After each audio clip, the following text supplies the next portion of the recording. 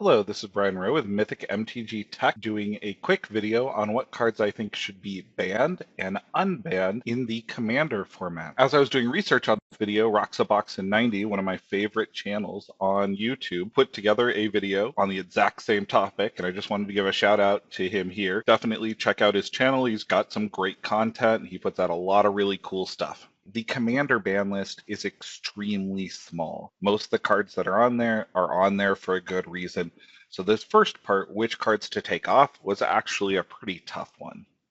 Which cards to put on was much easier. So the number 3 one that I've got to take off is Gifts Ungiven. This is an incredible card. It is very powerful. I understand that it can be abused in an unburial rights strategy. The way this card works is you search for 4 cards with different names, reveal them to your opponent, and target opponent chooses 2 of those cards, puts them into the graveyard, and the rest go to your hand. Now, there's a little bit of a rules thing most people don't realize with this card, is that you can search for 4 cards and fail to find 2 of them. So you only grab 2 cards, and then both those cards are going to go into the graveyard. Normally it's a fatty of some type along with Unburial Right to get an early Reanimator win. Because it's possible to abuse this card, I don't think it's necessary that it has to be on the ban list though. It's extremely skill intensive if you actually grab 4 cards. Often it gives them a pause and they have to spend a lot of time thinking about which cards to give you and try to guess what's in your hand. Also, going through a 100 card deck and choosing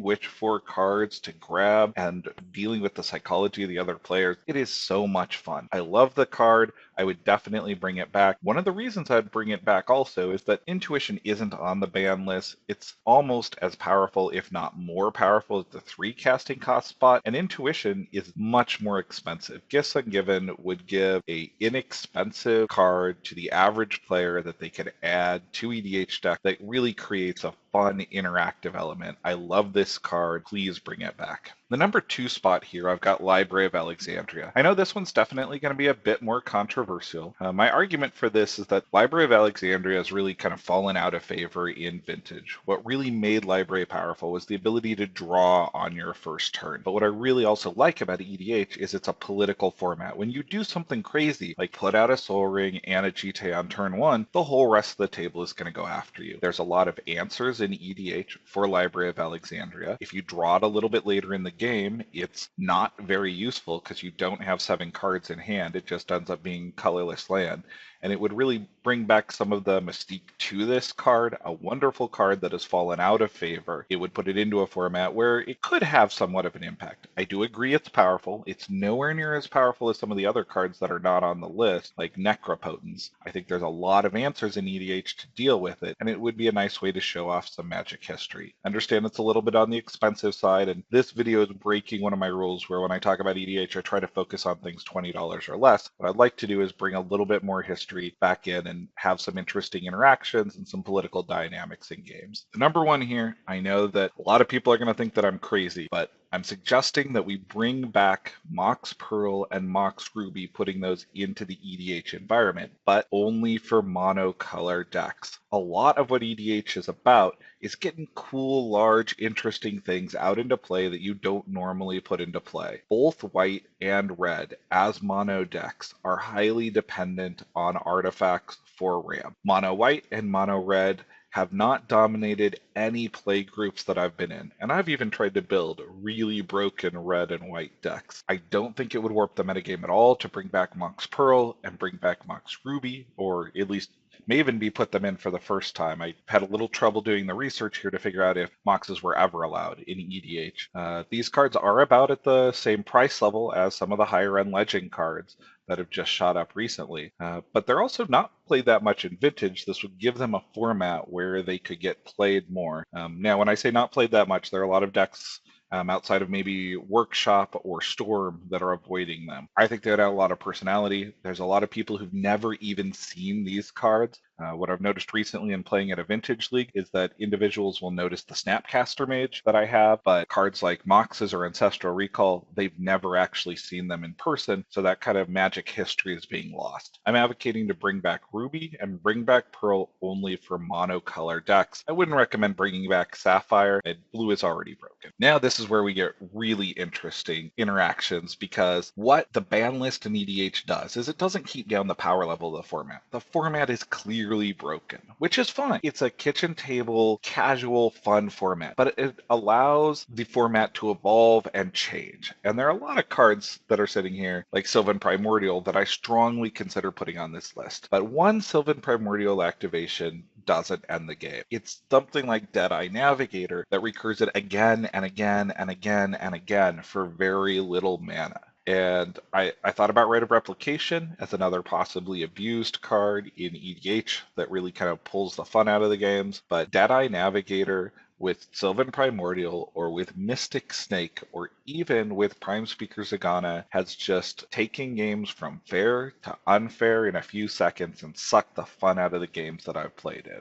I would love to see him put on the list just to try to change the dynamic. He is more powerful with a Mystic Snake than having Forbid with buyback and a Consecrated Sphinx in play. It is just incredible how strong he is. The number 2 spot here, I've got Survival of the Fittest. This card is incredibly powerful. Yes, I use it in my mono green deck. I actually think it's not overpowered necessarily in mono green, but when you put it into decks with reanimator strategies such as black or even white, you can get some crazy things happening really, really early on in the game. The ability to tutor is nice to have one or two of in your deck. Tutoring every turn for several cards a turn and then living deathing all of them out is just crazy. I would recommend pulling Survival of the Fittest from the environment to see how it interacts, and mention that the reason you're doing this is to try to cut down on the amount of tutors. Yes, there are lots and lots of tutors left, but encourage players casually to try to limit the number of tutors in their deck, 2 or 3 tutors, so that the whole game isn't just dominated by individuals pulling out the exact answer they need out of their 99 cards. Number 1 here, I know you guys aren't surprised, it's Iona.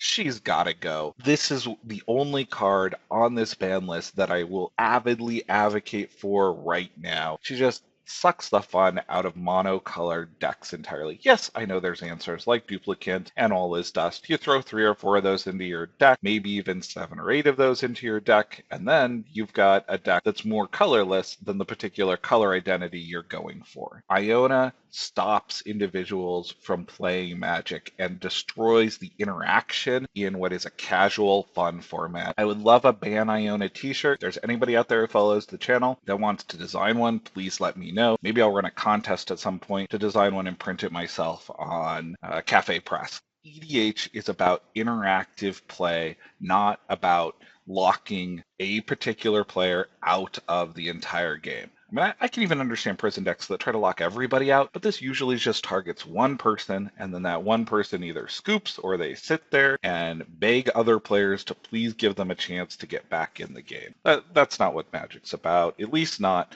EDH, which is about an inclusive community where individuals play, and yes, they can play some even incredibly broken decks, but at least give them a chance to interact. Thanks. This has been Brian Rowe with Mythic MTG Tech, looking at the top 3 cards that I would add to and remove from the ban list for Commander. Also, reminder to people out there, please check out Roxabox in 90s channel. He's does some great content and gave me the idea to really push forward this video.